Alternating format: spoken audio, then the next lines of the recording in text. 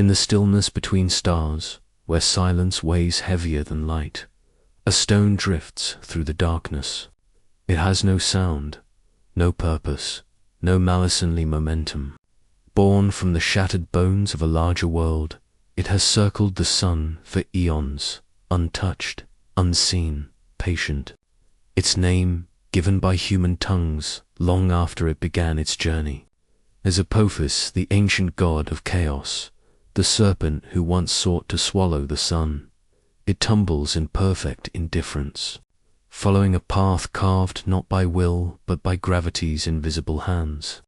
Each rotation, each fragment of sunlight that brushes its cold metallic skin, is part of a rhythm older than the oceans of Earth. To the universe, it is nothing, but to one fragile planet of oceans and breathing creatures is a question, waiting to be asked. Far below, Earth turns quietly, wrapped in its blue and white veil. Cities shimmer across its night side like constellations in Vertitini, flickering symbols of life's defiance against the cosmic dark. The people who built them sleep unaware that somewhere, hundreds of millions of kilometers away, a stone is keeping time. A countdown without a clock.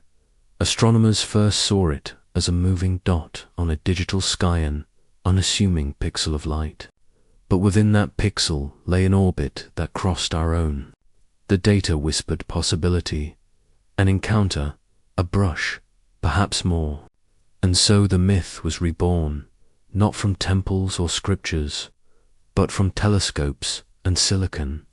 Apophis, the name itself, felt chosen by something older than human fear. For chaos does not roar in the heavens. It drifts silently, like this stone, indifferent to what it might destroy. The asteroid carries no intent. It does not seek the Earth, yet physics and fate share a quiet understanding that everything moving in space must one day meet something else. If it comes close enough, Earth's gravity will reach for it, an invisible hand extending across the void. The result could be nothing more than a gentle redirection, or a final alignment written in the mathematics of doom. It would not be vengeance. It would not be punishment. Only geometry, unfolding at the speed of destiny. And so the narrator's voice softens, almost reverent, tracing the delicate boundary between certainty and chance. Civilizations rise, believing themselves eternal, yet their entire existence is measured in the smallest margins of orbital probability. A few thousand kilometers less than the width of a continent decide whether everything continues or ends. In the deep, the asteroid turns once more, a shadow glinting with the reflection of a distant sun. Its path is silent, its timing precise. The cosmos does not tremble. Only Earth does, because it dares to wonder if its story is nearing its end. The question hangs between gravity and hope. What happens when the silence moves closer? When the gods of chance and gravity decide to look our way? The screen fades to black. A heartbeat, faint but steady, echoes beneath the silence. Then, slowly, the words appear. Will the Apophis asteroid hit Earth in 2029? Not as a warning, but as a prophecy. In December of 2004, on a quiet mountaintop in Arizona, a telescope captured a faint smudge of light that did not belong to any known star. It moved slowly, steadily across the digital sky. To the astronomers at Kitt Peak Observatory, it was another unremarkable speck among countless others that drift nightly through their instruments. Yet, within hours, this unassuming glimmer began to rewrite how humanity thought about safety beneath the stars. They named it Apophis, after the Egyptian god of chaos, the serpent that warred against the light of the sun. At first, the name was just poetic convenience. But as data flowed in, the irony sharpened. Its orbit intersected Earth's own.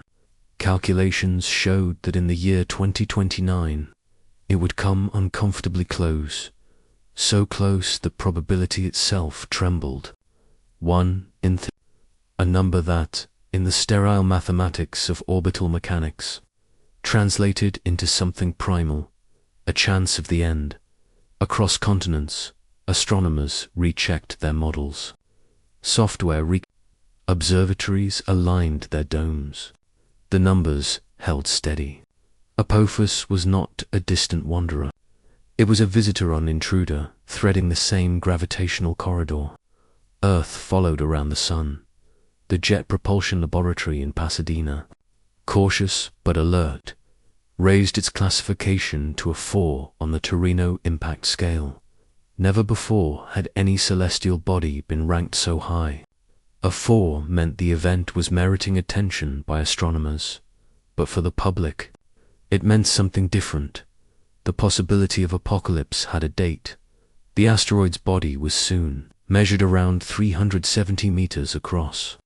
Not large enough to annihilate the planet, but large enough to erase a nation, to darken skies for years, to tilt the scales of climate and survival. Scientists estimated that if Apophis struck land, the energy released would equal tens of thousands of Hiroshima bombs. If it struck the ocean, tsunamis would ripple outward across hemispheres, night after night. Radar arrays from Arecibo to Goldstone turned their gaze upon the intruder. Invisible pulses of radio light painted the stone's surface with echoes. Each return signal refined the orbit, tracing an invisible path across the solar system. Apophis tumbled as it flew irregular, dark, and ancient. A survivor of collisions from a time before life ever stirred on Earth, humanity watched with unease. It was no longer an abstraction of numbers, but a real objective entity moving toward a very real intersection. News outlets found the story irresistible. The doomsday asteroid, the cosmic bullet, the serpent returns. But beneath the headlines, the scientific world whispered something more profound. For the first time, humans were looking into the mirror of deep time and seeing not gods or myths, but physics itself, raw and indifferent. For billions of years, Earth had been lucky. Countless asteroids had missed, burned, or shattered harmlessly in the upper atmosphere. But now, chance itself was being measured, its decimals and uncertainties written in the cold arithmetic of orbital data. It wasn't imagination that stirred the unease. It was precision, as the orbit was plotted on glowing screens. The image emerged, a thread of motion that crossed directly through Earth's path around the Sun. The realization rippled through the scientific community like a shiver. The planet's future was not guaranteed. It depended on invisible variables, gravitational tugs, solar pressure, the subtle push of photons against an ancient rock, and so, across the world, telescopes turned to watch this single fragment of creation move through the void. It was as if the universe had sent a messenger, carved from chaos itself, to remind its fragile children that their world was never truly separate from the rest of the cosmos. Apophis did not change its course. It needed no motive, no prophecy. It was only following the mathematics that had governed everything since the dawn of time. But in that moment, beneath the trembling lights of observatories and computer screens, humanity understood what it meant to share an orbit with fate. The asteroid had no voice, yet in its silence, it spoke volumes about chance, about time, about how thin the line between existence and extinction truly is. As new data accumulated, clarity did not bring comfort, it brought awe. Apophis was no longer a streak of light in a telescope. It was a character in humanity's unfolding story, a silent force tracing geometry through the dark. Each observation narrowed the uncertainty, yet the shadow of possibility refused to vanish. In the sterile glow of computer models, scientists watched as lines of probability curved and danced. weaving a fragile tapestry of what might be. The asteroid's orbit was peculiar, tilted just enough to cut across Earth's plane at the perfect angle for encounter. If celestial mechanics were a symphony, Apophis played a dissonant note, one that drew the attention of every listening ear. Its velocity, nearly 30 kilometers per second, turned mass into menace. Even a minor deviation, an imperceptible nudge from solar radiation or a gravitational whisper from Venus, could mean the difference between a harmless flyby and annihilation. In the months that followed, observatories across the planet synchronized their gaze. From Chile's Atacama Desert to the high domes of Hawaii, instruments captured Apophis' faint flicker against the night. Teams of astronomers traded data across continents, their language now one of uncertainties and orbital arcs. For each new calculation, one truth remained constant. In April 2029, the asteroid would come closer to Earth than any object of its size in recorded history. Beneath this revelation, the tone of the world shifted. Governments convened quiet panels. Space agencies exchanged encrypted memos. The media spoke of impact scenarios, but behind closed doors, scientists focused on precision. They spoke of gravitational perturbations, radar echoes, and statistical margins, as if reciting an incantation each term, a defense against fear. Theirs was not panic, but reverence for the scale of what they were measuring. In Pasadena, within NASA's Jet Propulsion Laboratory, supercomputers rendered Apophis' future millions of times over. Each simulation was a roll of the cosmic dice, playing through 2029 again and again, each outcome slightly altered by the subtleties of sunlight, rotation, or chaos. Some trajectories brushed the planet. Most did not. But the mere existence of those that did was enough to change how humanity looked at its place in the universe. The asteroid itself, 370 meters of fractured silicate and iron, became a vessel for human imagination. Artists painted it, journalists named it, philosophers pondered its meaning. The ancient Egyptians once believed that Apophis battled the sun each dawn, trying to drag the light into darkness. Now it was science that stood between order and oblivion, mathematics taking the place of myth. On clear nights, amateur astronomers searched for the faint intruder through backyard telescopes, knowing that they were witnessing something profound, an object that had survived the solar system's birth, now spiraling close enough to touch our collective fear. To most, it was invisibly lost in the background of stars. But for those who knew where to look, it represented a confrontation with cosmic chance itself. For all the advances of civilization, for all the satellites and supercomputers that marked humankind's progress, a single rock traveling through space could still command the world's attention. It was humbling proof that the universe does not bend to comprehension, that power and fragility coexist in every moment of existence. As months turned to years, the story of Apophis deepened. No longer one of impending doom, but of perspective. The asteroid had awakened something ancient in the collective mind, the recognition that life on Earth persists not by certainty, but by grace. And though the orbit could be charted and the equations solved, the deeper question lingered. What does it mean to be aware of a threat that will almost certainly miss, yet still reshape how we see ourselves? In that tension between terror and wonder, humanity found a kind of clarity. The cosmos was not a distant backdrop. It was a living geometry, weaving its patterns through every breath on Earth.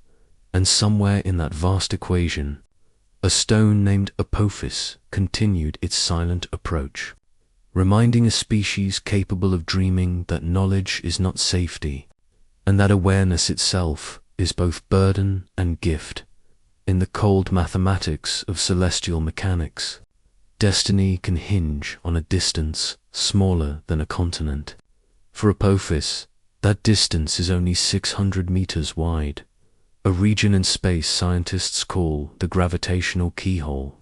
If the asteroid were to pass through this invisible corridor during its 2029 flyby, Earth's gravity could subtly alter its trajectory, setting it on a precise return path for a catastrophic impact in 26-8. It is not a mythic gate, nor a structure of stone, but a place defined entirely by motion, time, and chance. A doorway sculpted by gravity itself. As the year 2029 drew closer, scientists turned their attention to this keyhole, a cosmic thread so fine it might as well have been woven by fate. The asteroid's passage would bring it within 31,000 kilometers of Earth's surface, closer than our geostationary satellites. At that range, the planet's gravity would not simply tug on Apophis, it would reshape its orbit, altering the very rhythm of its cosmic journey. NASA's calculations grew more precise with every new observation, each radar echo tightening the margins. The asteroid's course was refined to fractions of a degree, yet, even as the probability of impact diminished, the mystery deepened. How could something so vast, so ancient, be governed by forces so delicate by invisible curvatures of space-time that decide between annihilation and avoidance?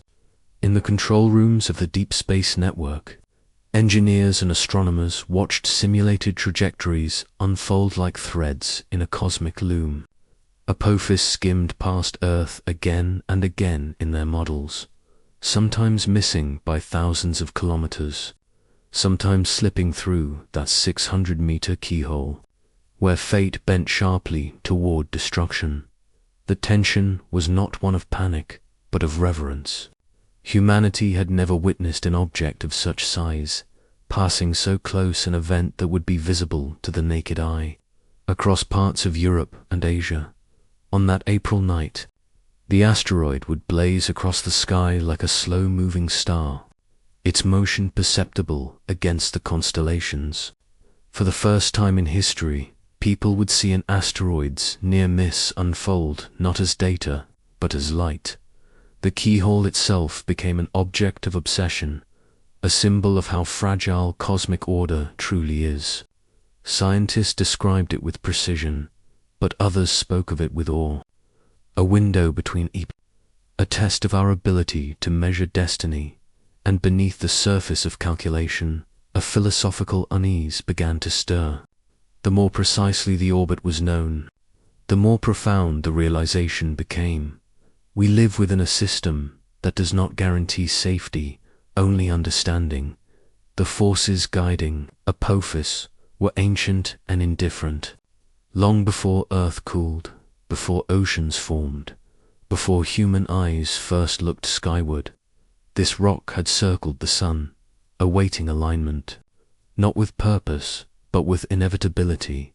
The 2029 encounter would not be a collision, but a conversation between gravity and stone, between humanity's fear and the mathematics that sought to contain it.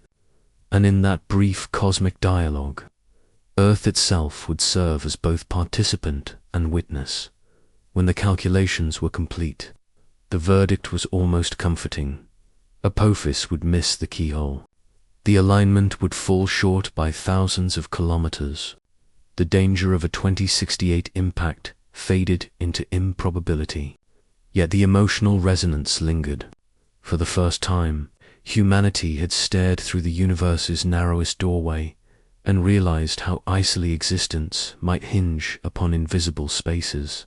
After all, the cosmos is not malicious. It does not choose its targets. It simply moves, vast, silent, eternal, while fragile minds below trace the paths of rocks and light, searching for meaning in their motion. Apophis would continue on, unknowing, unfeeling, yet forever marked in the human imagination, because through it we saw the architecture of fate itself, not written in prophecy, but in physics, and somewhere, beyond the reach of satellites and fear, the asteroid turned in sunlight, indifferent to the prayers of the planet it had almost met. The calculations had given the world a breath of relief, yet in that breath a deeper unease took root, for the cosmos had revealed something far more haunting than destruction. The precision of its indifference. Apophis had shown humanity that survival itself could be nothing more than a decimal's difference, a whisper in the gravitational field. The asteroid had missed the keyhole, yes, but only because of a geometry too fragile to trust forever.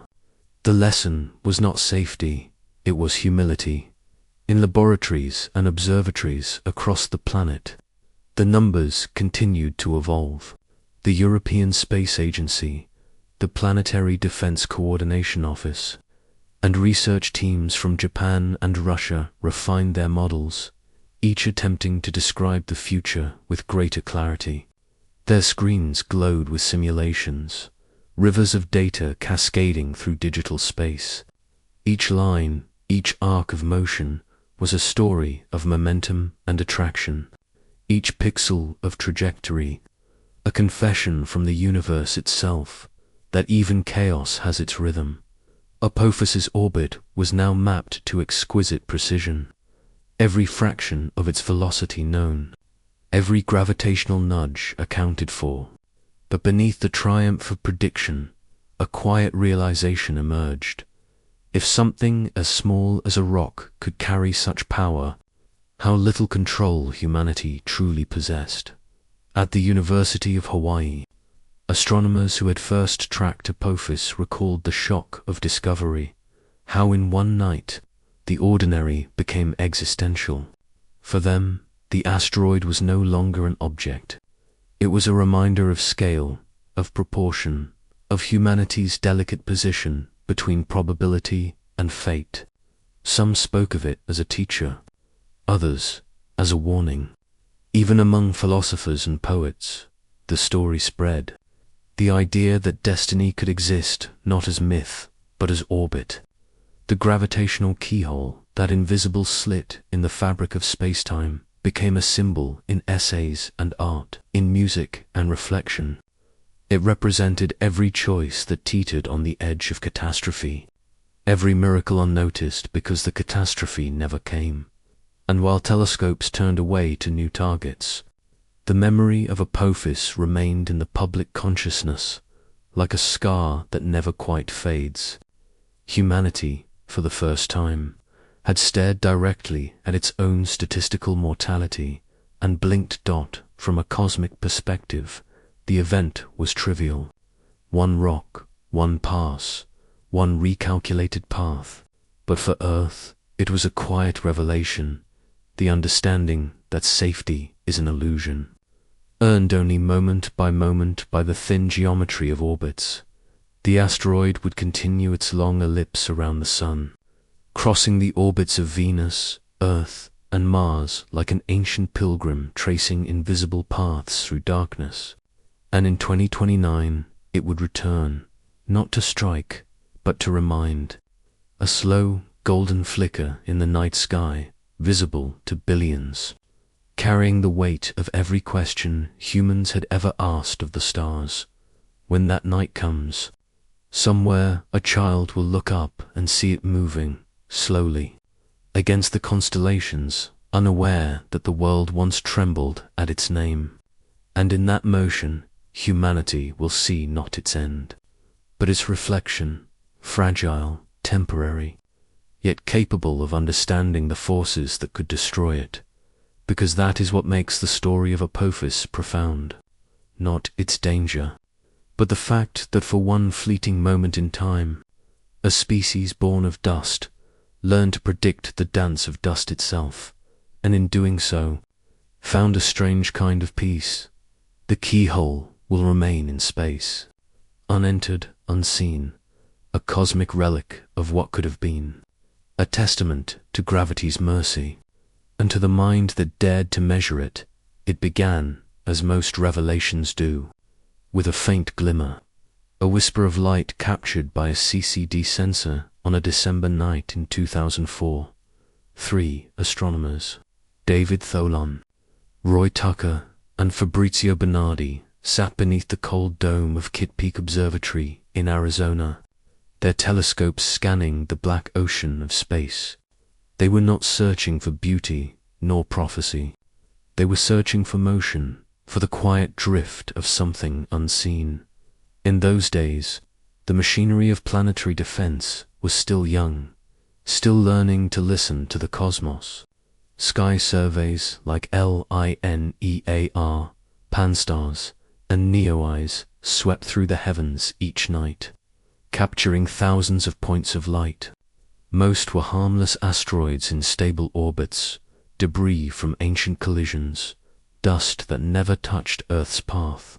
But every so often, one would move just slightly differently. One would bend the mathematics of safety. That night, a small, fast-moving object caught their attention. It was faint, almost lost in noise, but it moved across the digital sky with purpose.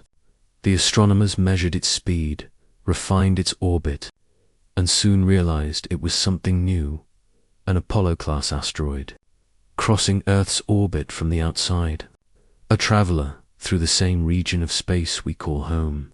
They named it 99,942 Apophis, after the Egyptian serpent god, Apophis, the embodiment of chaos who each night sought to devour the sun. It was a fitting name, though none of them could have guessed how prophetic it would soon become. Apophis, the mythic serpent, was said to rise from the underworld each dawn, coiling around the solar bark of Ra, threatening to plunge the cosmos into darkness. The priests of ancient Egypt performed rituals to ensure the serpent would fail, that light would return. Now, millennia later, humanity faced its own Apophis, not a mythic creature, but a stone 370 meters wide, orbiting the sun every 324 days. Moving at 30 kilometers per second, it carried no malice, no intention. Yet, like its mythological twin, it embodied the same eternal tension between chaos and order, between the known and the unknown. As the data spread through NASA's Near-Earth Object Program, the realization came slowly, like dawn over a silent horizon. The orbit intersected Earth's. The uncertainties converged toward a single date, April 13th, 2029. It was a Friday at first. There was disbelief. The odds of impact, -1 in 37, were higher than any ever recorded. The Torino scale, created to classify asteroid threats, had never seen a score above 1. Apophis earned at 4. It was not a warning of doom, but a declaration that nature's dice were rolling. The discovery sent ripples through the scientific world. Teams across continents pointed telescopes toward the object, confirming, refining, recalculating. They measured its brightness, its spin, its reflectivity. Radar echoes revealed a shape roughly elongated, perhaps to lobes fused by ancient gravity. A cosmic relic, older than the continents it could one day erase. Yet within the fear, there was also wonder. For thousands of years, humanity had gazed upward and imagined gods behind the stars. Now, those same heavens answered, not with myth, but with data. The serpent of darkness had returned, this time written in orbital mechanics instead of scripture. Each observation became a heartbeat in a growing story, a map of uncertainty drawn pixel by pixel. The linear program scanned the skies for more like it, feeding its discoveries into algorithms trained to predict orbits decades ahead. NEO-EYES, orbiting above Earth, observed in infrared, measuring the heat signatures of passing rocks, each a messenger from the solar system's violent youth. And Pan-STARRS, with its panoramic view of the heavens, recorded faint trails across the deep night, glimpses of worlds unseen. Worlds untamed. The astronomers who first saw Apophis found themselves transformed. For them, it was not merely a discovery, it was a confrontation, a reminder that even as science extends its reach, the universe remains untamed, indifferent, and vast beyond imagination. In interviews years later, Phelan would describe that night not as triumph, but as awe. "We didn't find it," he said softly. "It revealed itself," and that was the true story of Apophis, not one of fear, but of recognition. That discovery, in all its quiet precision, held a mirror to human existence. For every new object found in the void, every asteroid named and tracked, is another reminder that we are temporary within a system that endures. The lineage of discovery, from Giuseppe Piazzi's series in 1801, through the early sky surveys, to the algorithms now searching automatically, tells a story of growing vision. Each generation of telescopes, each new method of detection, has peeled back a layer of darkness. Yet each revelation also brings a deeper humility, because discovery is not conquest. It is confession, a whispered admission that the universe is not ours to control, only to understand. And so the serpent continues to circle the sun. Its name, spoken now in labs and classrooms, carries both terror and respect. Apophis chaos, reborn as data, for, in seeking it, humanity glimpsed the truth it has always known but rarely faced, that every discovery of the cosmos is, in the end, a discovery of our own fragility. In the months that followed the first detection, the world of astronomy entered a strange twilight, a space between wonder and alarm. Apophis, the small flicker of light first captured in the winter of 2004, had now become the most closely watched object in the solar system. Its orbit, plodded through a lattice of numbers and probabilities, was suddenly personal. From observatories in Hawaii to radar dishes in California and Spain, eyes turned skyward, tracing the motion of this wandering stone.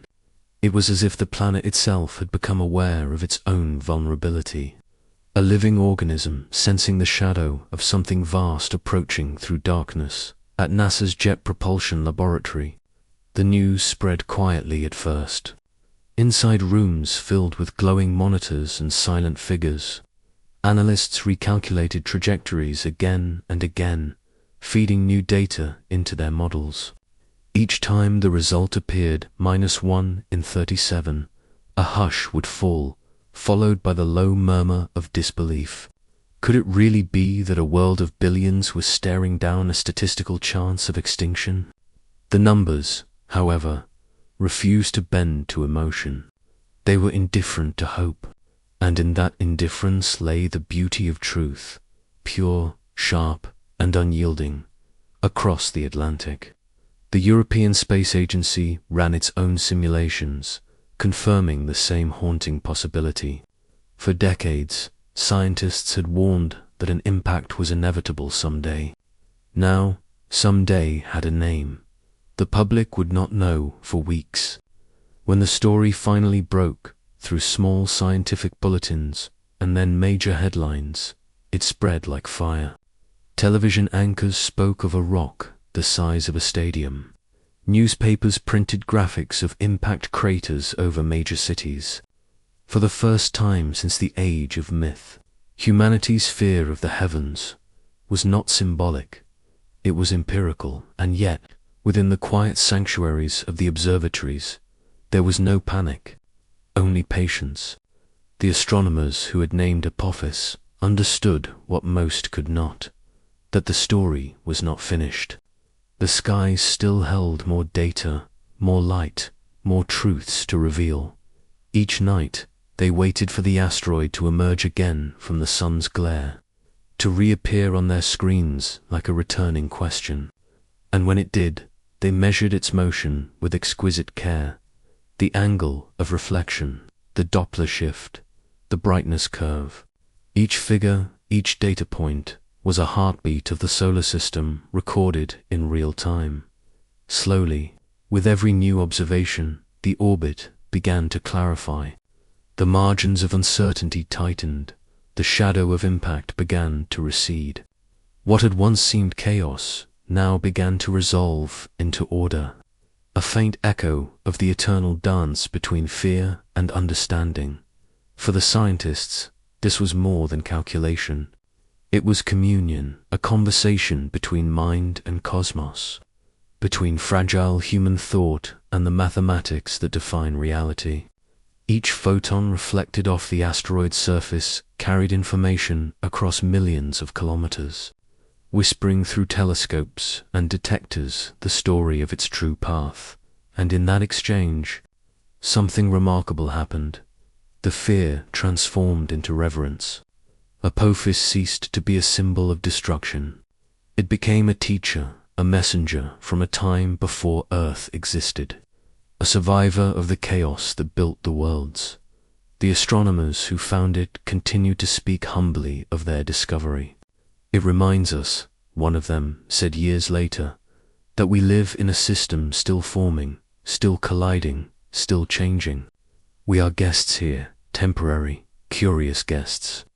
In the long lineage of discovery, Apophis now held its place among the milestones, Ceres, Eros, Bennu, each a step in humanity's awakening to the restless architecture of creation. The serpent of chaos had revealed itself not as an enemy, but as an ancient mirror. In its orbit we found not doom, but reflection, a reminder that the pursuit of knowledge has always been an act of faith. Faith that the universe, vast and indifferent though it is, can still be known, and that knowing it, even for a moment, gives meaning to the fragile span of human existence. And so the watchers continued, night after night, turning their instruments toward the dark, seeking motion among the stars, knowing that each discovery, each speck of light, is both a warning and a gift. For in finding humanity had rediscovered what it truly means to see. The news spread like a tremor through the quiet halls of science. An asteroid, newly discovered, freshly named, and already feared, had been assigned a Torino impact rating of 4. For the first time in history, the theoretical scale of cosmic danger had become something real. Across observatories, in newsrooms, and in government corridors, the name Apophis began to ripple outward, a name ancient and ominous, now reawakened in the lexicon of modern fear. At NASA's Near-Earth Object Program, the air grew heavy with calculation. The data from Kitt Peak and subsequent follow-up observations painted a narrow corridor of possibility. The orbit intersected Earth's, not precisely, not inevitably, but closely enough to demand attention. The numbers were unsettling. A 1 in 37 chance that, on April 13, 2029, a rock nearly 400 meters wide could collide with Earth. Scientists, trained to treat probability as language, spoke cautiously. They called it unlikely, but not impossible. To the public, however, those words rang differently. For the first time in living memory, civilization was forced to consider its fragility not in abstract myth or religious prophecy, but in the cold language of orbital dynamics. Television studios filled with diagrams of impact zones.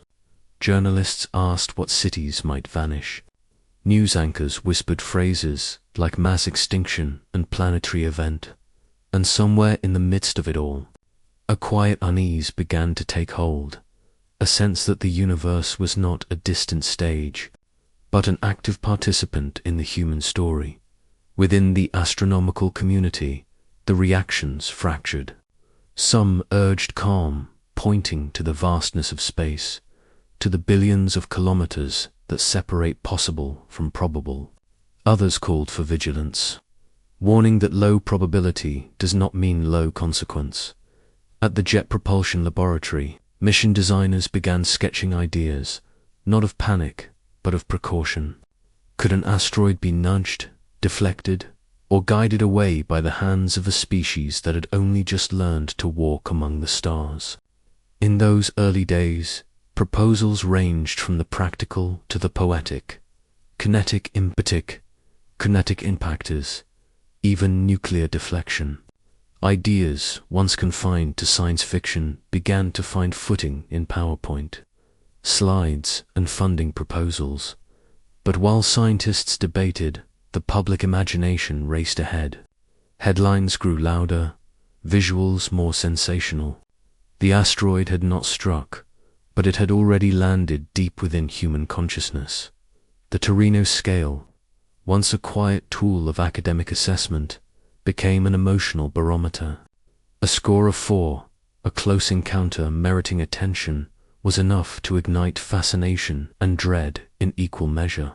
Governments, discreetly, began to run simulations. If impact came, where would it strike? What nations would face the wave, the fire, the aftermath? Most of those reports would never see light. Yet even as anxiety reached its zenith, a subtler rhythm was unfolding. The slow, patient heartbeat of scientific truth. New radar observations arrived from Arecibo, from Goldstone, from optical telescopes spread across the globe. Each beam of reflected light carried information about position, velocity, rotation. Each data point was a whisper from the future, correcting, refining, narrowing the margins of doom. And with every recalculation, the probability began to fade. The line of intersection between Earth and asteroid drifted apart, degree by degree, like two trains on diverging tracks. The danger still present receded into statistical mist. Relief spread cautiously through the scientific community. The rating dropped from 4 to 2, then 1, then finally 0. The world would not end, at least not in 2029, but relief brought with it reflection. For those who had watched the numbers shift, who had traced the delicate geometry between life and oblivion, a deeper truth had been revealed, that existence itself was balanced on invisible vectors, forces of gravity, motion, and chance that cared nothing for intention or meaning. As the panic subsided, philosophers began to write. Theologians spoke of Apophis as a mirror, a reminder of how close humanity drifts to the edge of uncertainty.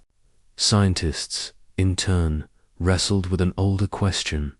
Had they witnessed a cosmic near miss, or merely the precision of fate? Apophis had not struck Earth, but it had struck something else, the illusion of permanence. For a brief moment, humanity had glimpsed its place in a dynamic, indifferent universe.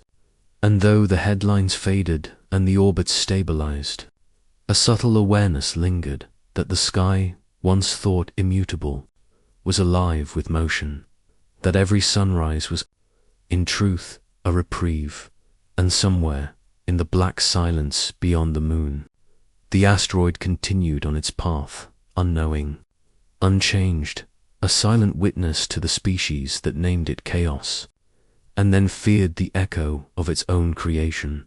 When the name Apophis first entered the records of astronomy, it arrived not with the calm of discovery, but with the tremor of possibility. The data from early observations were unsettling. A massive asteroid, its orbit threading close to Earth's, its trajectory uncertain. In quiet laboratories and observatories, the Torino impact scale, a theoretical measure of danger, was suddenly invoked in real life.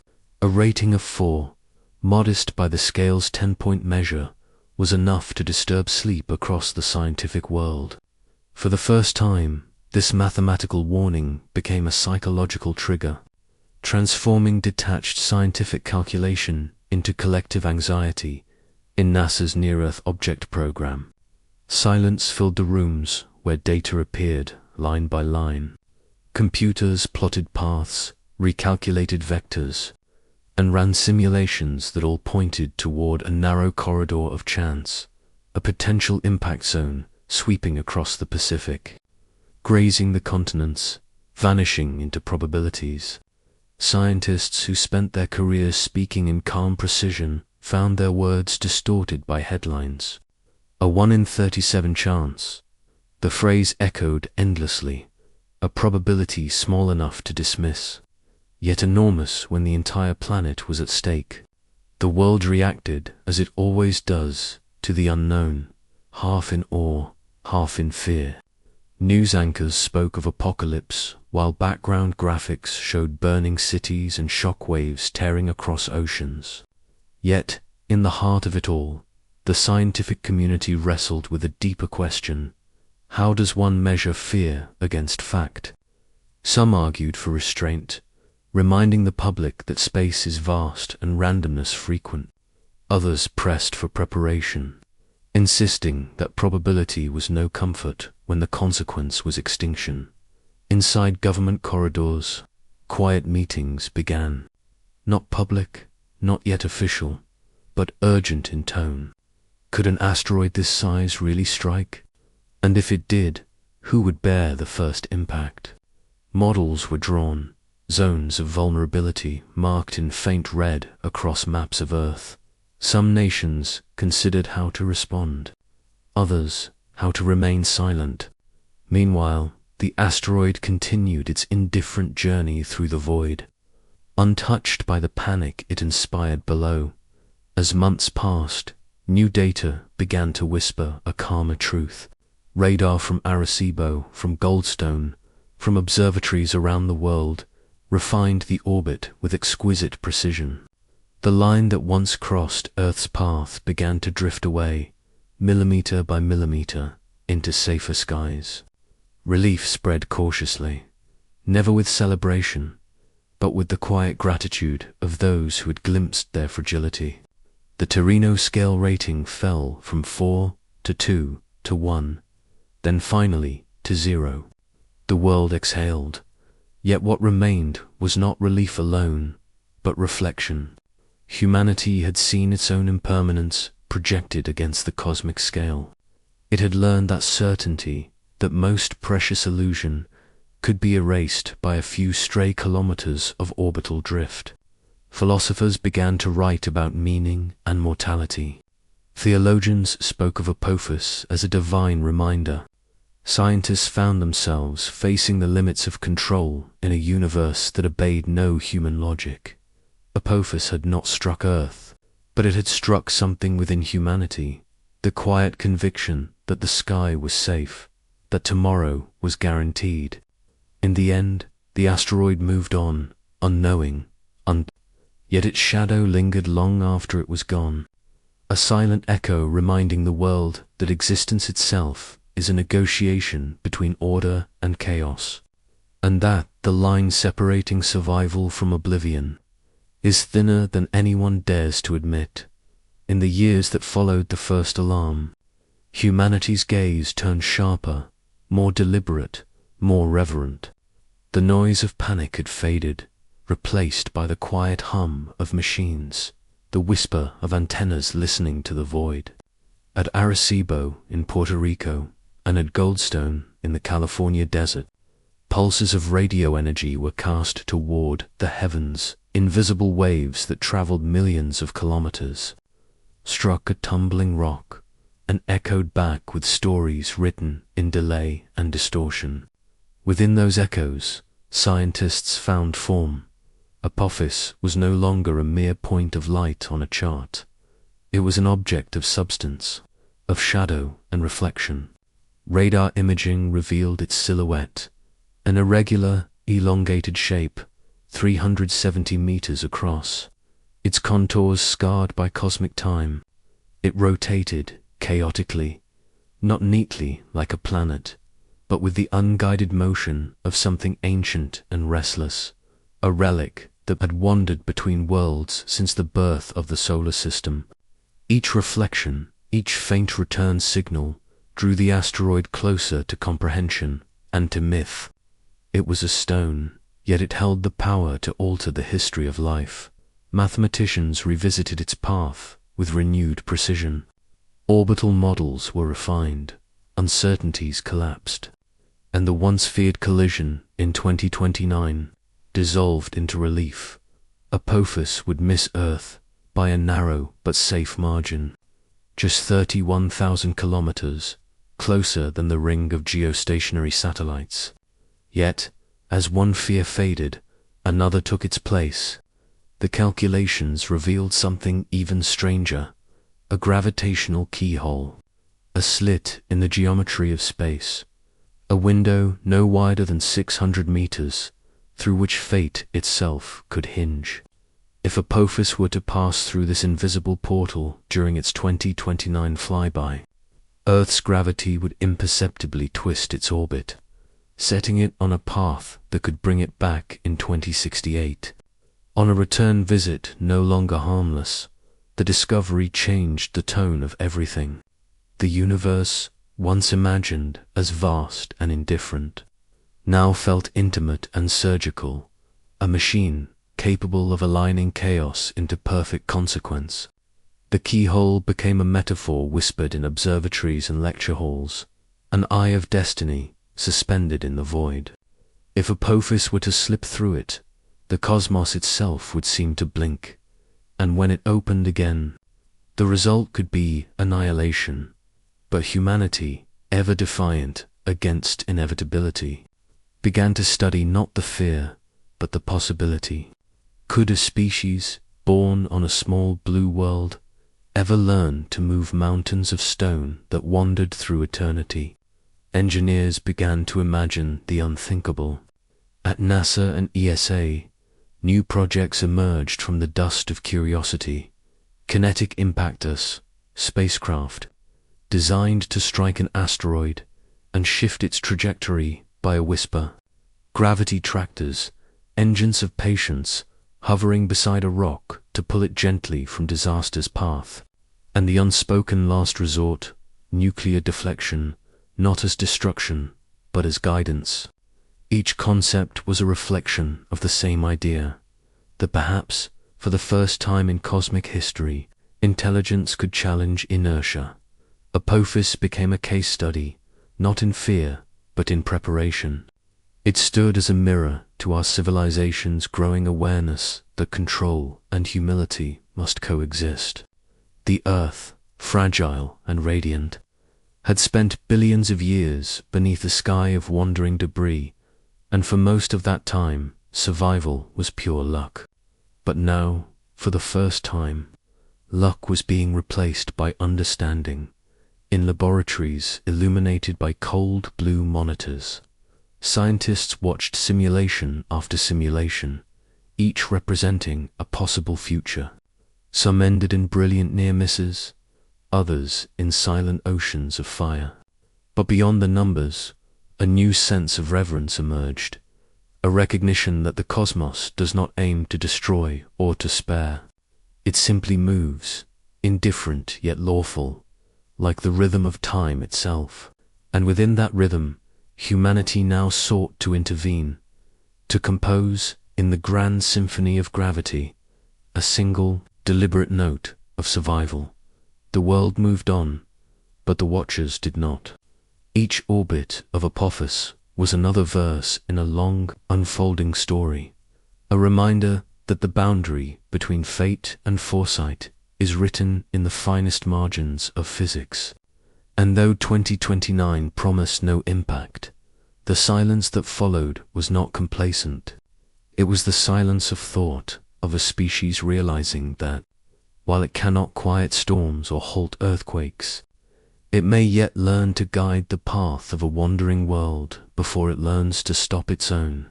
In the months that followed, Apophis became more than a celestial object. It became a catalyst. Governments, once passive observers of space, began to speak in the language of defense and destiny. Meetings once reserved for earthly politics now included simulations of orbital mechanics, impact probabilities, and the haunting image of a rock streaking toward the planet. It was not panic that filled the air, but an awakening, a realization that humanity's survival had always depended on forces it could not yet control. Radar teams continued to refine their models. Each new observation added threads of certainty to the vast fabric of prediction. The asteroid's tumbling spin, chaotic yet consistent, became an obsession for physicists. They watched how sunlight itself, through the Yarkovsky effect, could slowly alter its orbit, as if photons carried whispers of destiny across decades. It was an extraordinary revelation. Even light, weightless and silent, could decide the fate of worlds. In that truth, the boundary between destruction and safety was measured not in kilometers, but in millimeters, an imperceptible dance between radiation and rock. At Arecibo, the echoes from Apophis continued to arrive. Each signal returned as a faint heartbeat of data, distorted by the asteroid's spin and distance. The patterns revealed not only its surface, but its story, a fractured terrain of dust and stone, remnants of ancient collisions, perhaps even the shattered bones of older asteroids. Scientists realized that Apophis was not an intruder, but a messenger, a piece of the same solar past that had built Earth itself. Its path through the cosmos was not guided by malice, but by memory. Yet that knowledge did not ease the tension. For every reassuring update, a question lingered. What if the models were wrong? What if a measurement shifted, or a factor was overlooked? In cosmic terms, certainty is a fragile illusion, a mere alignment of numbers in a sea of probabilities. Astronomers knew this too well. Each recalculation of Apophis's orbit was an act of both science and faith, a reminder that the universe offers precision, but never promises, across the ocean. In the sterile halls of the Jet Propulsion Laboratory, computer models flickered with projections of 2029. They showed Apophis racing past, Earth at over 7 kilometers per second, faster than a rifle bullet, close enough to be seen with the naked eye. It would pass beneath our satellites, skim the edge of gravity's invisible field, and vanish once again into darkness. But the proximity raised new possibilities. Could instruments observe its deflection in real? Could humanity learn, from this near miss, how to defend against the next? These questions became blueprints for the future. The concept of planetary defense matured from theory into engineering. Space agencies began to test technologies that once lived only in speculation. DART, the double asteroid redirection test, became a proving ground, striking the moonlit Dimorphos in 2022 to measure how momentum could shift an orbit. The success rippled through the scientific world. For the first time, humanity had nudged a celestial body from its path, not through fear, but through intent. Apophis had not struck, yet it had already changed the trajectory of human ambition. In quiet corners of observatories, where night stretches long and screens glow with faint trails of stars, scientists continued to watch. They knew that Apophis would return, not as a destroyer, but as a teacher, a reminder that vigilance is the price of survival in a universe that forgets nothing. Between the equations and the silence, a deeper truth emerged. Humanity was beginning to see itself not as a passive witness to fate, but as an active participant in the story of cosmic cause and effect. The asteroid drifted on, indifferent but beneath its passing shadow. Earth stirred with newfound purpose. For the first time, the species that once feared the heavens began to imagine a day when it could guide them. Apophis, the god of chaos, had become the mirror through which humankind glimpsed its own potential for order. Fragile, fleeting, yet undeniable, there are few frontiers where science approaches the sacred, where equations begin to resemble prayers, and discovery feels like prophecy. Apophis exists on that boundary. It is a question written not in words, but in vectors, a moving paradox of chaos and precision. As scientists turn their gaze to its path, they no longer see merely an asteroid. They see a stage upon which the universe rehearses the balance between creation and destruction. At the Jet Propulsion Laboratory and across observatories worldwide, the study deepens. Here sunlight itself becomes the subject of obsession. The Yarkovsky effect, a force so gentle it is almost imaginary, reveals how light can change the fate of mountains. When an asteroid absorbs sunlight and radiates it back as heat, it creates a tiny, continuous push, an invisible breath that, over decades, can shift an orbit by thousands of kilometers. It is the softest of forces, yet one that can determine whether a world survives or burns. Apophis, with its irregular shape and tumbling spin, becomes a perfect laboratory for this phenomenon. Scientists measure, model, and marvel. The same sunlight that sustains life on Earth may one day guide a rock into its path. Then there is YORP, the Yarkovsky-York-Frangievsky-Paddock effect, an even subtler whisper in the cosmic machinery. It describes how uneven sunlight can cause an asteroid to spin faster or slower, changing its entire rotational behavior. Over centuries, YORP can transform a quiet, stable rock into a whirling storm of rubble. It is the universe's way of reminding humankind that even stillness decays, that no object, however ancient, remains untouched by time. Apophis too may be shifting in this invisible way, slowly rewriting its future through the pressure of photons to comprehend such fragility. Humanity builds machines of extraordinary precision. NASA's OSIRIS-REx mission to the asteroid Bennu, a cousin of Apophis in both age and danger, returns samples to Earth dust from the dawn of the solar system.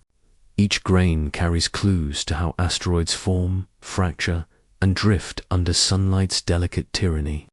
The data feed into simulations, billions of calculations unfolding across supercomputers, where virtual apophyses spin and shatter under hypothetical impacts. In these digital heavens, humanity rehearses for an event it prays will never come. The DART mission, launched toward the binary asteroid system Didymos and Dimorphos, marks another turning point. It is humanity's first deliberate strike against the cosmic order, a kinetic impact to alter an asteroid's trajectory. When the probe collides with Dimorphos, the orbit changes, ever so slightly. Telescopes around the world capture the event, a cloud of dust expanding like a slow-motion sunrise across the void. For the first time, the species that once feared falling stars has nudged one aside. It is a triumph measured not in destruction, but in restraint, a proof that knowledge can bend destiny. And yet, for all the equations and experiments, the mystery of Apophis deepens. Its internal structure remains uncertain. Is it solid metal, forged in the fires of an ancient collision, or a loose congregation of stones, held together by gravity's weakest threads? The answer holds the difference between annihilation and dissolution. A dense core could pierce the atmosphere intact. A rubble pile might break apart, scattering over the oceans in fiery fragments. Every discovery opens a new layer of doubt, as if the asteroid itself resists final understanding. There is poetry in this pursuit, a strange humility that emerges when human intellect meets cosmic indifference. To understand Apophis is to understand the delicate architecture of existence, how forces invisible to the eye can alter the fate of worlds. Sunlight, the giver of warmth, the sculptor of life, is also the hand that stirs extinction. The same photons that feed forests and oceans are, on a distant tumbling rock, changing its orbit, nudging it fraction by fraction toward or away from home. It is not good or evil, not fate or mercy, only balance. a reminder that the laws of physics are impartial and that survival is never a guarantee, only a coincidence written in motion. In observatories, researchers continue to refine their models, not out of fear, but reverence. Each new line of data, each revised orbit, is a meditation on impermanence. They know that to predict the path of Apophis is, in some sense, to predict their own, because both are bound by the same forces, the same fragile geometry of chance and change. And in that realization, science and philosophy meet quietly, at the extreme edge of understanding, across continents. The study of Apophis evolves into a discipline of its own, a fusion of astronomy, physics, engineering, and quiet awe. In conference halls, scientists speak with the careful gravity of those who know the stakes. Each presentation, each recalibration of its orbit carries the weight of prophecy. The language is mathematical, but beneath it lies something older, the ancient human instinct to read omens in the sky. Only now, those omens are decoded not by priests, but by supercomputers humming in the dark dot at the European Space Operations Center. Teams simulate 2029 with near-religious precision. The asteroid's trajectory, its spin axis, the pull of Earth's gravity, all are modeled down to fractions of a second. They imagine how the planet's gravitational field might stretch Apophis's shape as it passes, how tidal forces could alter its spin or scatter its regolith into space. Each possibility is tested, revised, and tested again. What they find is both comforting and disquieting. The odds of impact remain negligible, but the sensitivity of the system is staggering. A single, unmeasured effect, a jet of gas from a buried pocket, a micro-impact from another rock, could shift the outcome decades into the future. As data deepens, so does the philosophy behind it. Humanity begins to grasp that control over fate may not mean mastery of the cosmos, but understanding of its subtleties. The difference between safety and disaster is not a wall, but a whisper, a line drawn by light, heat, and time. Researchers who once studied distant galaxies now turn their attention to the near, to the small, to the tangible. In the asteroid belt and near-Earth space, they find the same mysteries once sought in the stars: creation, transformation, impermanence. Apophis becomes a mirror of human intention. Through it, scientists begin to test technologies that border on the mythic. Laser ablation, a concept where focused light slowly nudges an asteroid from its course. Gravity tractors, spacecraft that hover near a threat, their own minuscule gravity pulling it aside over years. Even nuclear deflection is studied, not as destruction, but as a last resort of preservation, a controlled burst of energy, timed and placed with surgical precision. These ideas are born not from fear, but from a deep evolutionary desire to endure, to take the blind momentum of the universe and, for once, redirect it in universities. Young physicists study the interplay of light and motion with the same reverence. Their ancestors once reserved for celestial gods. They write papers on the Yarkovsky drift, the rotational coupling of YORP, and the thermal inertia of regolith, terms that sound abstract but describe the very heartbeat of celestial motion. And through these studies, a quiet truth emerges. Apophis is not an enemy. It is a messenger, a reminder that intelligence is not dominance, but awareness, a capacity to read the signs written in starlight and stone. Night falls over Earth, and telescopes awaken. Their lenses, pointed toward a dark speck among thousands, continue their vigil.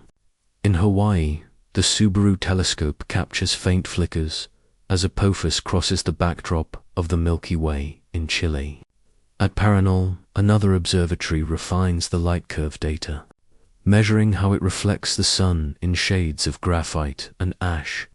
Across oceans and time zones, humanity watches a single moving dot, an emissary of chance, knowing that in its motion lies the history of every asteroid, every collision, every near miss that shaped the story of life.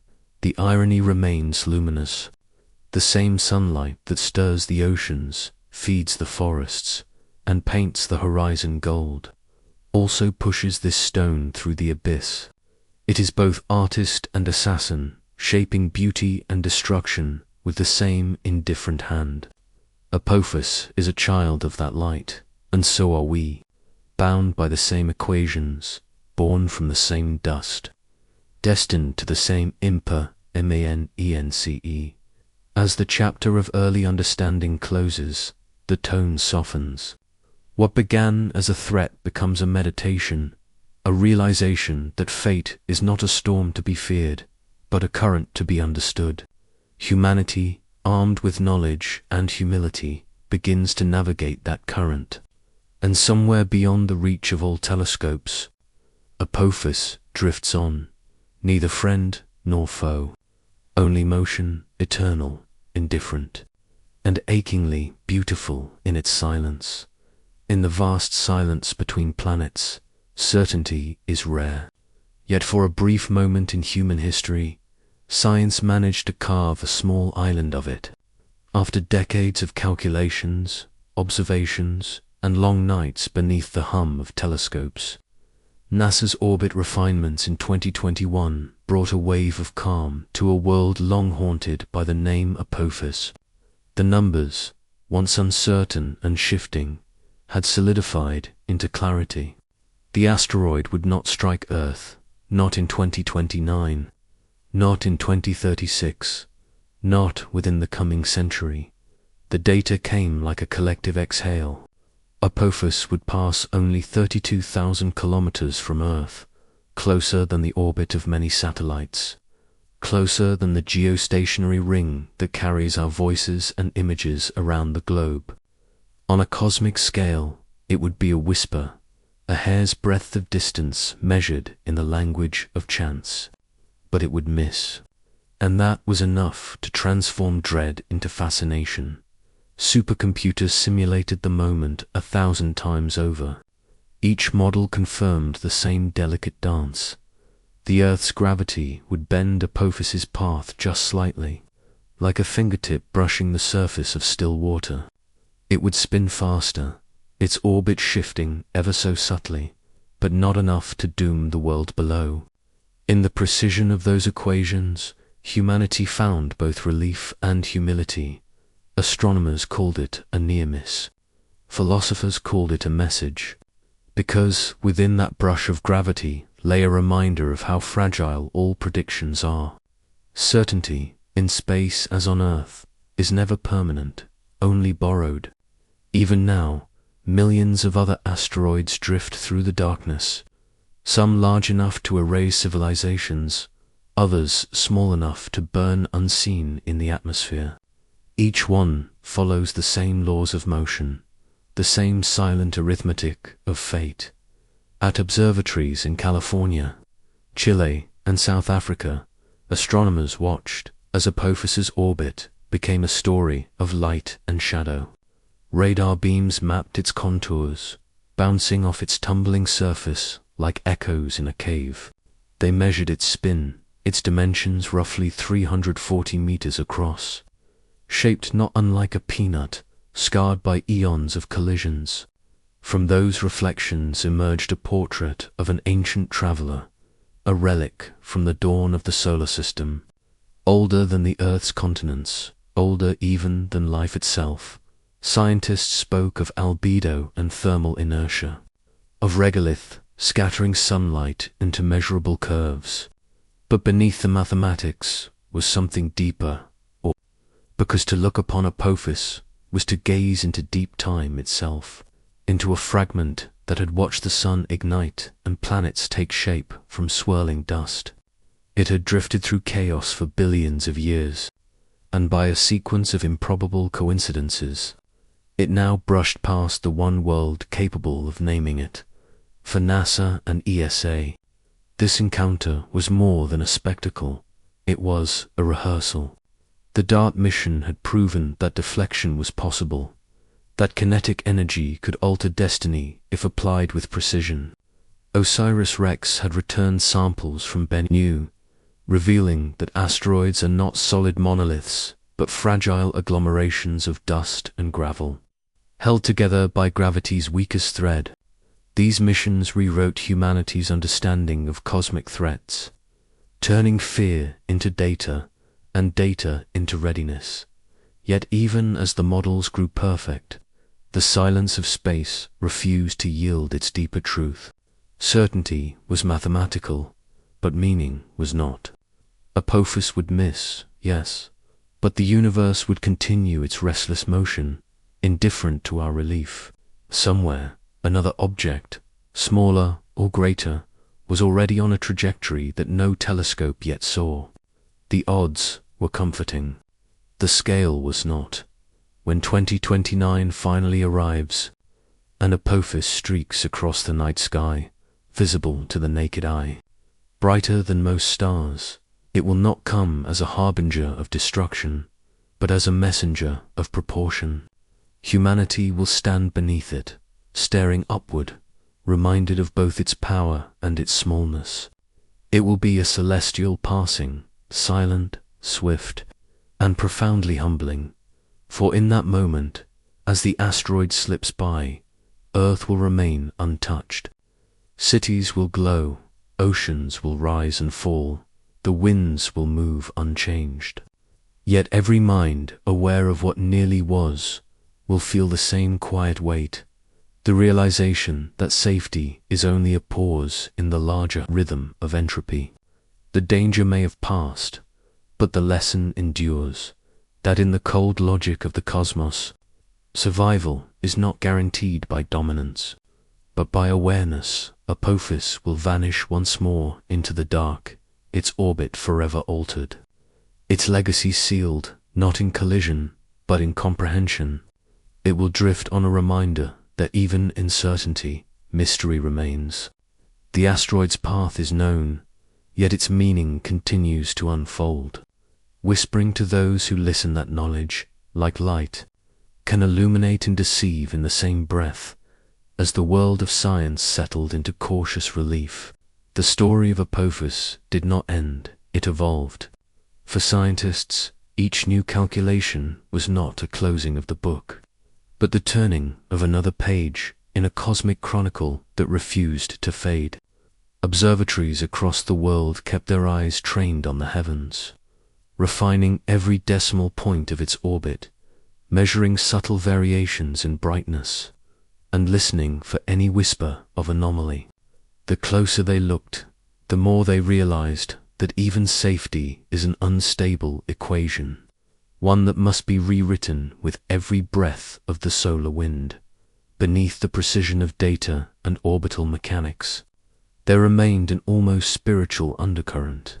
Humanity, for the first time, had looked into the abyss of cosmic vulnerability and found not despair, but understanding.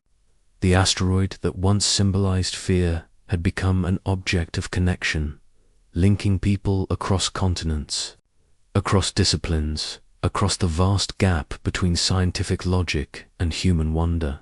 Yet, the story of Apophis carried another revelation, that certainty is only as strong as the instruments that measure it.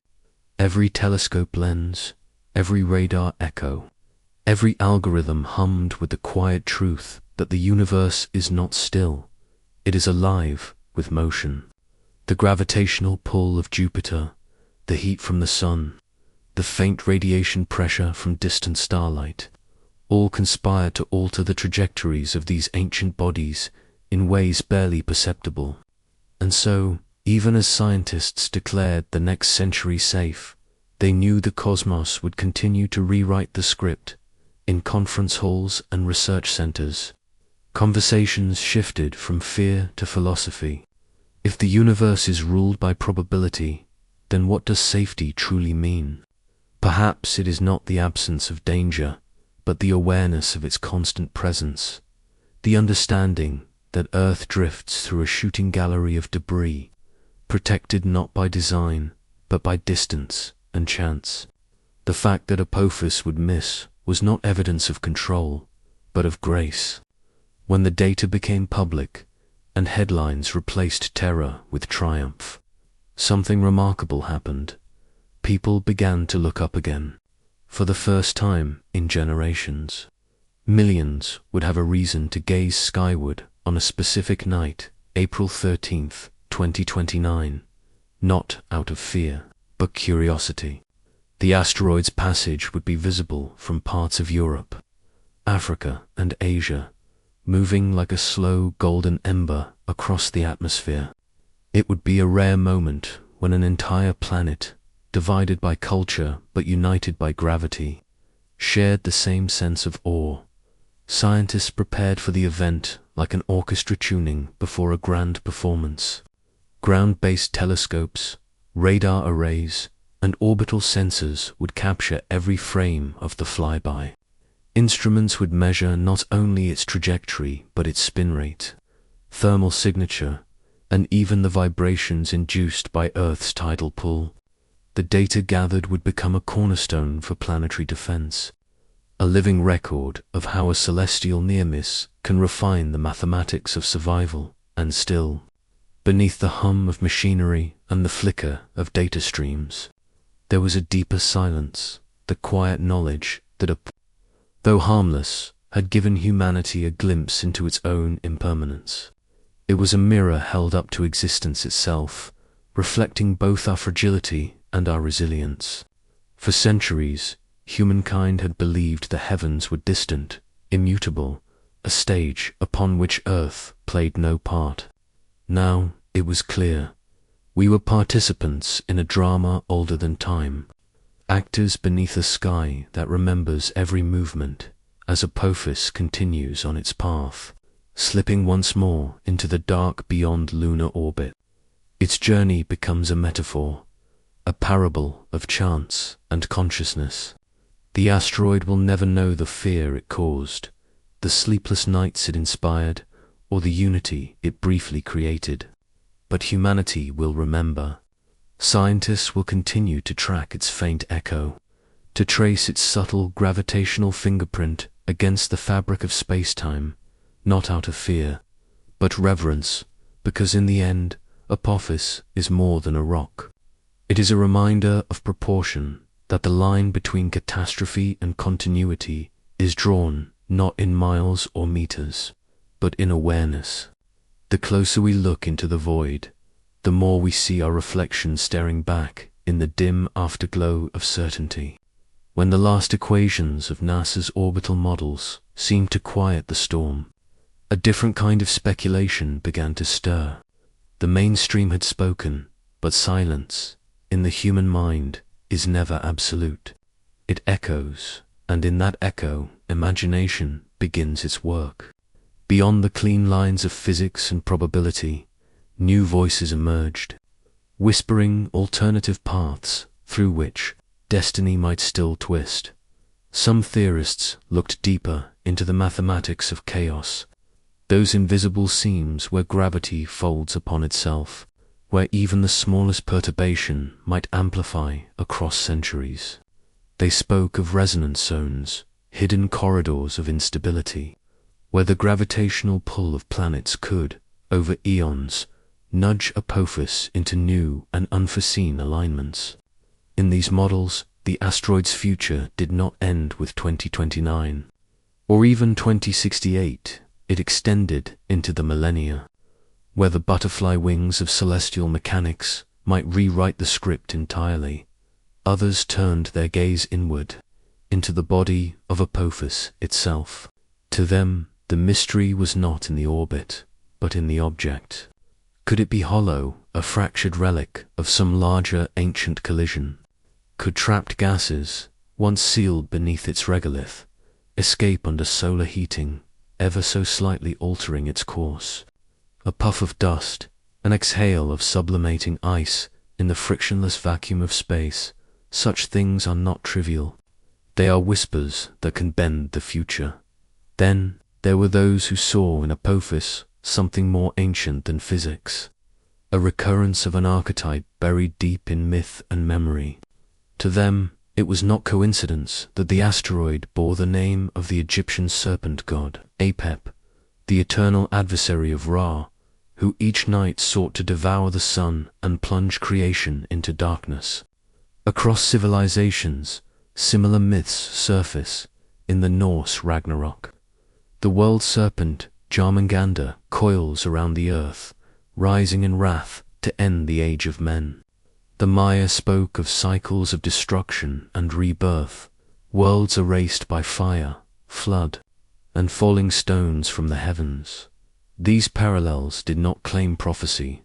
Rather, they revealed humanity's oldest pattern of fear, the intuition that destruction and renewal are woven from the same cosmic fabric. The asteroid became a mirror for that collective anxiety, an emblem of recurrence, of how, in every age, we imagine an ending to give meaning to our fragile continuity. Philosophers, too, joined the chorus. Though their language was gentler, more reflective, they saw Apophis not as a threat, but as a teacher. It forced civilization to confront its illusion of permanence. Cities, technology, power, all of it, they noted, exists only because the cosmos allows it to. To them, the asteroid's near pass was an act of grace, a silent reminder of scale, a nudge from the universe that all stability is temporary, that order itself is a negotiation with chaos. And yet for others, the fascination ran deeper. To some, the fear of Apophis was not about impact, but about meaning. Why does humanity fear a stone drifting through the dark more than it fears its own entropy? Why do people imagine salvation or apocalypse written in the movement of distant rocks? Perhaps, they suggest, because it offers narrative, a cosmic punctuation to the formlessness of time. Apophis, then, is not an object. It is a story, one that gives weight to our existence by hinting at its fragility. In this convergence of science and mythology, the boundaries blur. Equations become symbols. Symbols become questions. Both seek to define what lies beyond comprehension, the intersection of fact and fate. For scientists, the asteroid is a predictable body obeying the laws of motion. For poets and mystics, it is the embodiment of chaos, the necessary adversary that gives meaning to light. Perhaps, in the end, both are correct. For whether it strikes or passes, Apophis has already made contact, not with the earth, but with the human mind. It has entered our shared mythos, standing alongside comets once seen as omens, eclipses once feared as divine wrath, and meteors once worshipped as messengers from the gods.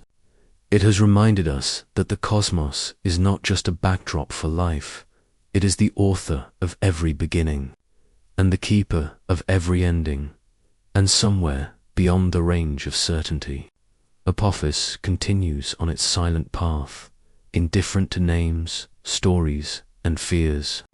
It drifts through the void, a fragment of creation untouched by its own mythology. But below, on a small blue world turning through the dark, billions of minds still look upward, wondering not if it will return, but what its shadow truly means. In the years that followed the first wave of certainty, the myth of Apophis continued to evolve like a slow-moving shadow through the collective consciousness. Though science had declared the planet safe, the story did not end, because it was never only about impact. It was about proximity, the nearness of chaos. Humanity, for a brief and trembling moment, had looked directly into the face of the universe's indifference and found itself reflected there. Conversations that began in observatories spilled into philosophy departments, religious circles, and art studios. Poets wrote of the serpent in the sky, of a celestial predator that would not bite but would haunt. Filmmakers turned the event into allegory, a meditation on fate disguised as spectacle. Even economists, in quieter tones, spoke of cosmic risk as a mirror to earthly fragility. The asteroid, though still millions of kilometers away, had entered every realm of human thought. It was as though a single moving point of light had tugged at the threads of meaning itself. Among scientists, debates persisted, not about impact, but about understanding. The Yarkovsky effect, that faint push of sunlight against rock, became a symbol for how even the smallest forces shape destinies. Teams refined models, feeding supercomputers endless permutations of gravitational resonance and thermal drift. What emerged was not fear, but humility. The realization that precision is temporary, that the universe resists our efforts to pin it down, even when all probabilities point to safety. Uncertainty lingers in the quiet spaces between digits, in the public imagination. Apophis began to transform from threat to omen, from omen to metaphor. The ancient myth reawakened, the serpent that devours light, not to destroy it, but to renew it. Across cultures, people found comfort in the cycle.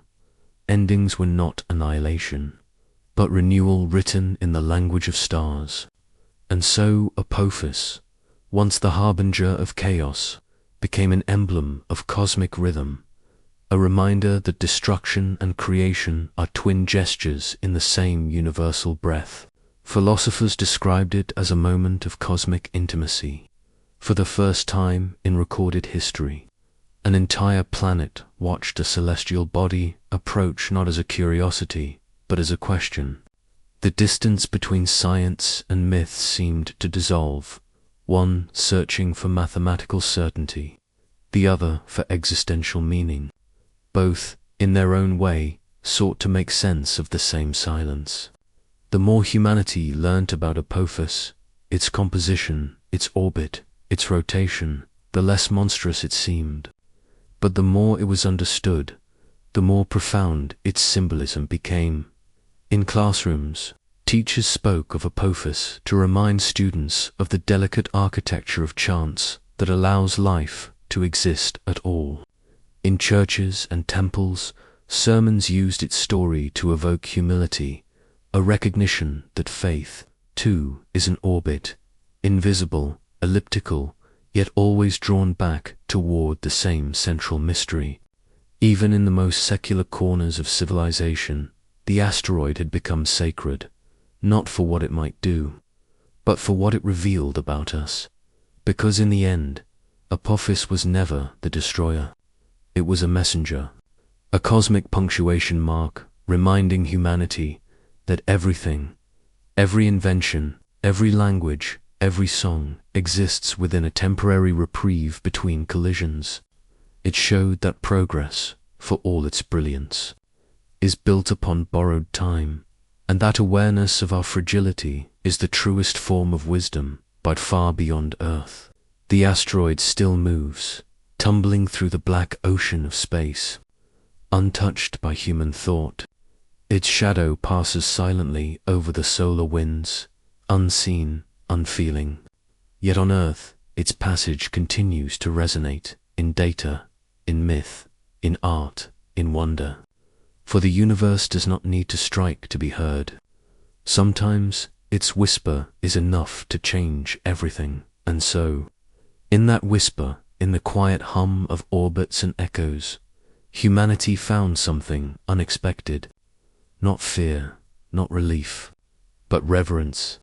The understanding that perhaps every object we dread in the heavens is simply another reflection of our own search for permanence in a cosmos that promises none.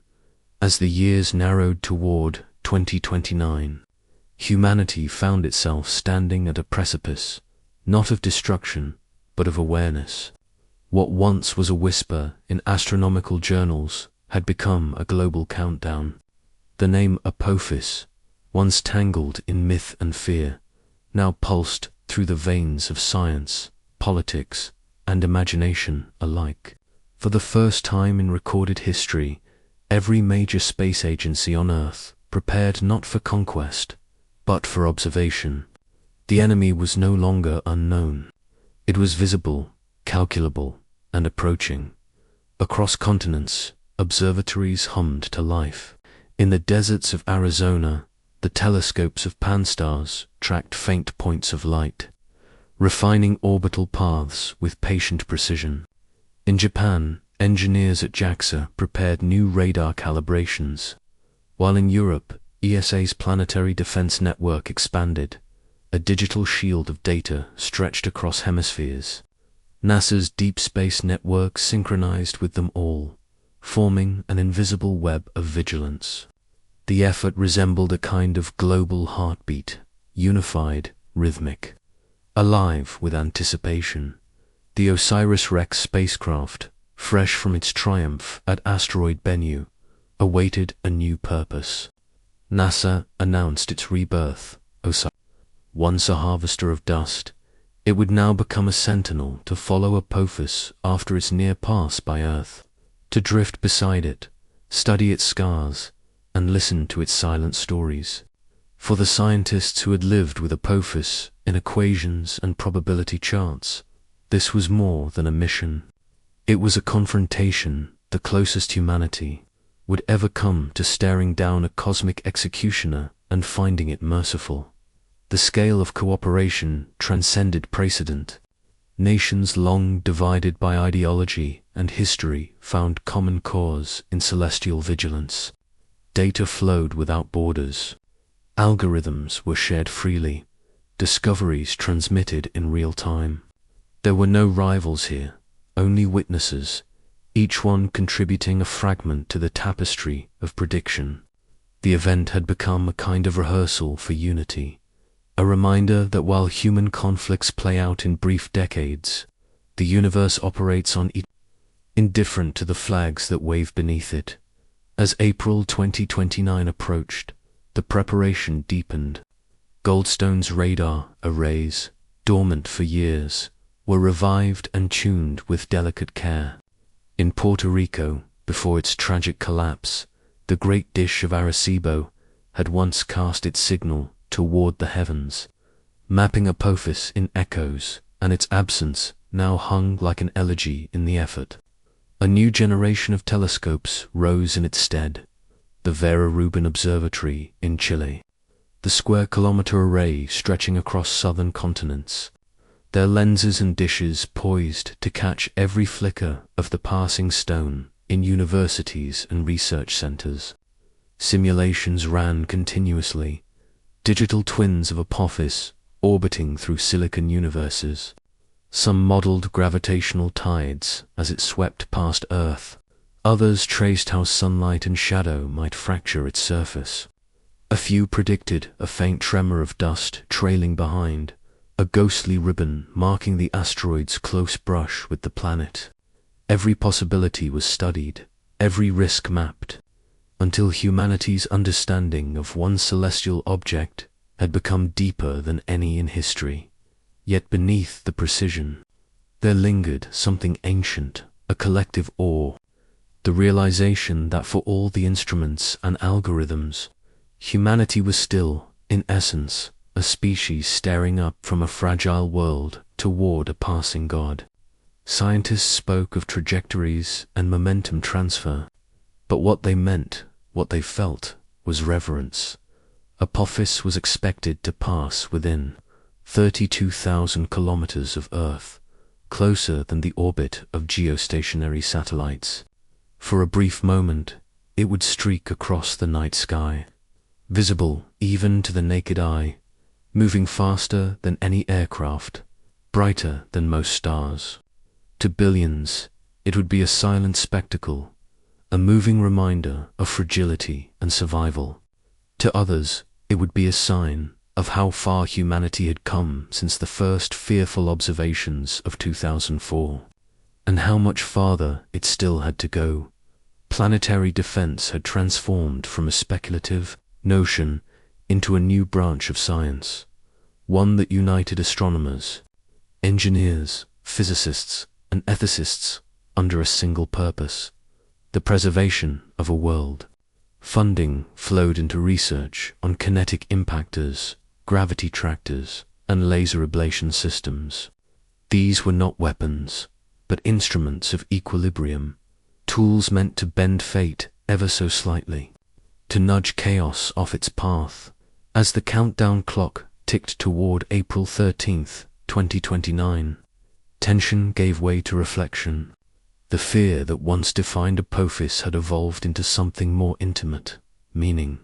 Humanity's gaze had shifted from survival to understanding, no longer asking, will it hit us? But rather, what does it mean that it could have?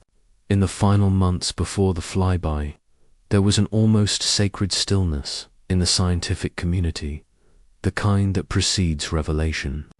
Every antenna was tuned, every camera aligned, every soul quietly aware that they were about to witness something extraordinary. Not the end of the world, but the reminder that endings are always possible. And when Apophis arrives, gliding silently past, close enough to feel the pull of Earth's gravity, it will carry with it the memory of every calculation, every sleepless night, every heartbeat that dared to hope the universe might let us pass unscathed.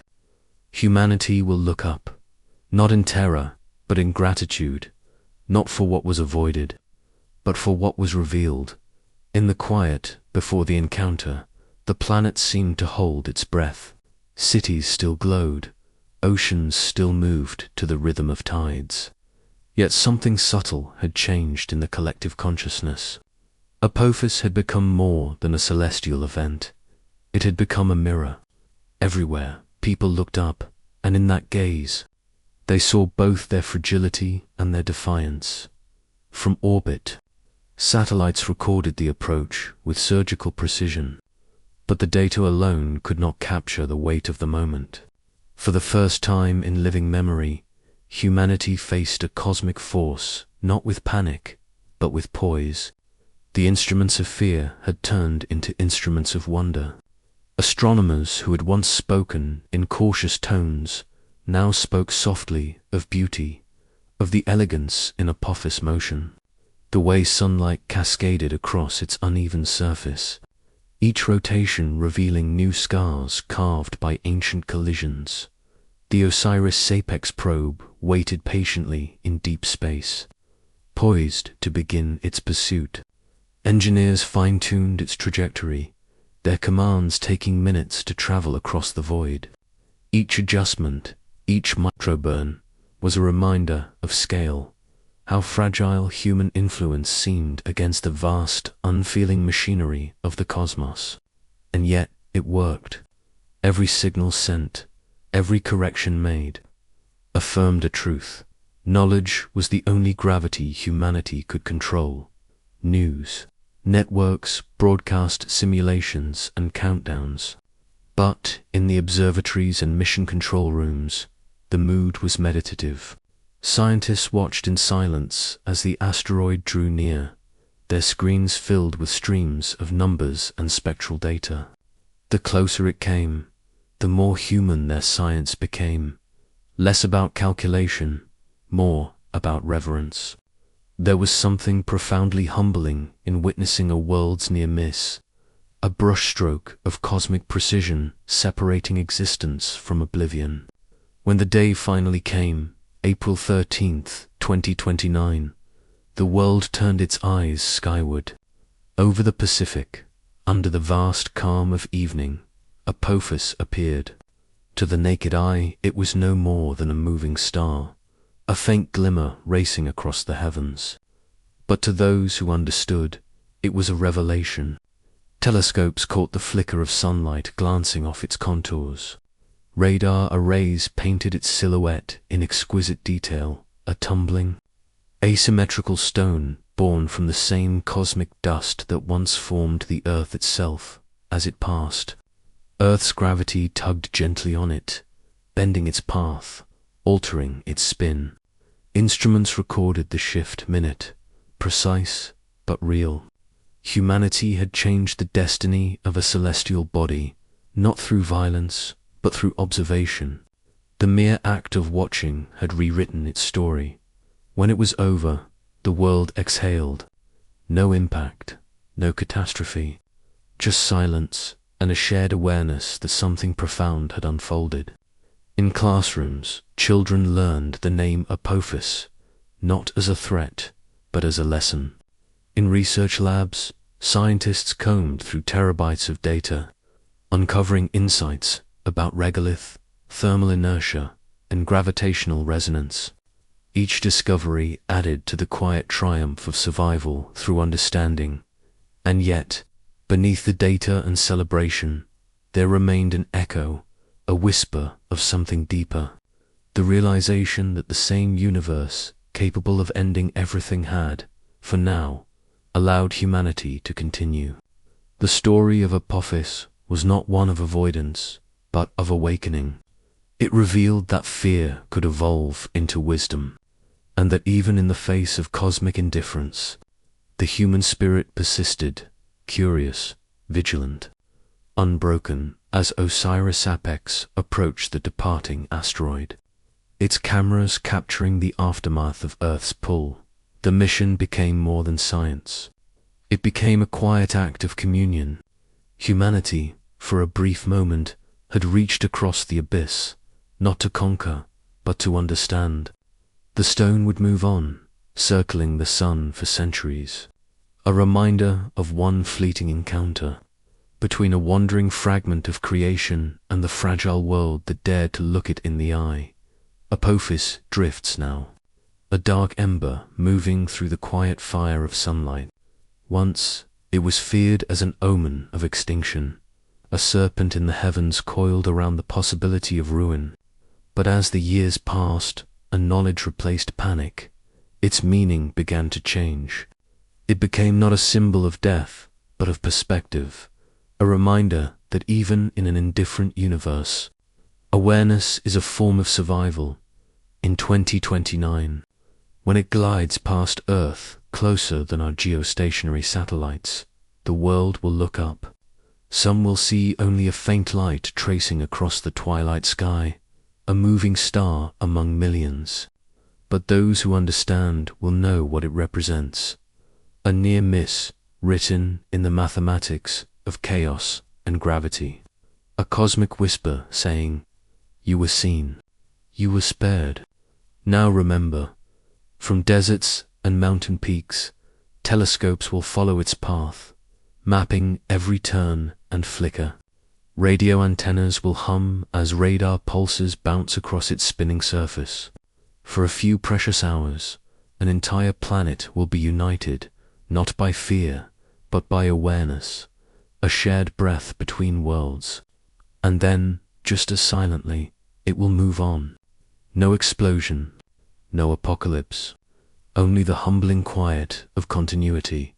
In laboratories and observatories, scientists will read its passing like scripture in spectrographs, in spin rates, in faint echoes of radio reflection. Each number will carry the story of how sunlight and time, those invisible architects, sculpt the destinies of wandering stones. The Yarkovsky effect, so delicate it defies human intuition, will continue to nudge Apophis along a new trajectory, a path slightly altered by Earth's gravitational grace. The planet will have touched it, not with destruction, but with gravity, with presence, with acknowledgement, and as the data is archived, humanity will turn inward. The lesson of Apophis will not be about collision, avoidance, or technological triumph, but about the fragile poetry of existence. In every orbit, in every rotation of stone and star, there lies a mirror reflecting back our own impermanence. The asteroid was never an enemy. It was a teacher, arriving uninvited, reminding a world too distracted by its own noise to look up. Beneath the vast black tapestry of the cosmos, the line between awe and fear is thin. The ancients once looked to the same skies and saw gods and monsters. Modern minds see equations and probabilities, yet both reach for the same truth, that meaning is not given by the universe, but created by the act of wondering. As Apophis fades back into the distance, swallowed by the void between orbits, the Earth continues to spin, serene, luminous, unaware of how close silence once came. The cities glitter like constellations reversed, human stars glowing in defiance of cosmic indifference. Somewhere, a child will see that moving point of light and ask what it is. A parent will answer softly, a rock from space. But in that simple exchange, in that spark of curiosity, the entire purpose of the encounter will live on, because perhaps Apophis was never meant to strike. Perhaps its destiny was to pass close enough to remind, far enough to spare, to draw the line between oblivion and awareness so thin that humanity could feel it tremble beneath its feet. And as it goes, shrinking, fading, lost again among the cold threads of starlight, the sky exhales. The danger has passed. The fear dissolves. What remains is silence, and the quiet understanding that survival, in its purest form, is simply the choice to keep looking up. In the lingering calm that follows its departure, Earth begins to feel the absence, not of threat, but of focus. For nearly 3 decades, Apophis had been a distant drumbeat, a reminder that somewhere in the dark, destiny moved with silent precision. Now, as it drifts farther away, humanity faces a quieter question. What happens after fear fades? In observatories across the globe, scientists linger at their instruments, not out of necessity, but reverence. The data streams slow, the radar echoes dim. The asteroid shape, once a mystery of pixels and noise, now exists in exquisite clarity. Its ridges, its shadows, the tiny craters etched by eons of collisions. Yet beneath the triumph of knowledge, there lies an unspoken melancholy. The pursuit of understanding, once charged with urgency, now hums with nostalgia. Apophis has taught humanity not just about orbits and forces, but about the brevity of wonder itself. In a sense, the asteroid became a reflection of civilization's own trajectory. For all its technologies and equations, humanity remains bound by emotion, by the same mixture of awe and dread that first drew ancient eyes to the heavens. The serpent of destruction turned out to be harmless, yet its myth endured, transformed into something sacred. Scientists, philosophers, and poets alike found meaning in its passing. Some saw it as a cosmic test humanity had passed. Others saw it as a reminder that survival is not guaranteed, and that vigilance is the price of existence.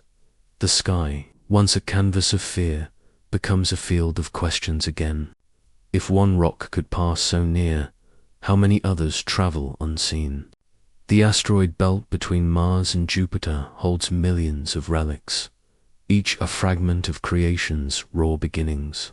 Somewhere among them may drift the seed of another close encounter, another teacher. And so, humanity's watch continues, not out of terror, but of humility. Planetary defense programs strengthen. New telescopes rise. Missions are planned to touch and redirect the wandering stones before they ever come close. In classrooms, the story of Apophis is retold, not as a warning, but as a lesson in awareness. Children learn that the universe does not conspire against them. It simply is, a vast, indifferent machinery of motion and time, where even the smallest nudge of light can change a destiny.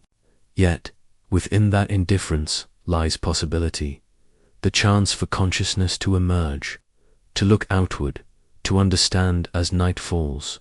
The world turns quietly beneath the starlit dome. Somewhere, a distant light still moves, a speck among specks, continuing its eternal arc. Radio telescopes will track it for decades, long after its name fades from headlines. It will remain a silent marker of how close humanity once came to confronting its fragility. And perhaps, in that fragility, lies the greatest strength of all. For it is not dominance that defines a species, but awareness, the courage to gaze into the abyss and see not terror, but meaning. Apophis did not destroy the world, it illuminated it. It showed that even in a universe without intention, the act of seeking understanding can turn chaos into connection in time. Other threats will come, and other names will rise from the star maps. But the lesson of Apophis will remain, etched into the quiet heart of civilization. The survival begins not with weapons, but with wonder. The asteroid's passage will become a whisper through generations, a story told under the stars.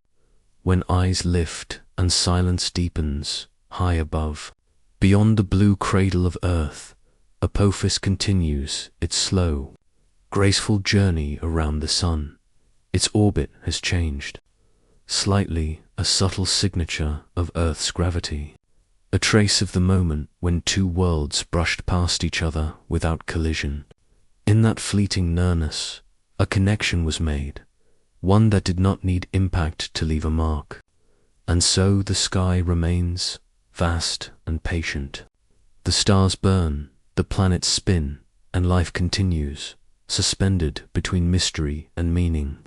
The serpent of destruction has passed, but in its wake it left behind a gift awareness, a reminder that in the eternal dance of darkness and light, it is not the avoidance of doom that defines humanity, but the grace of looking up and finding purpose among the stars.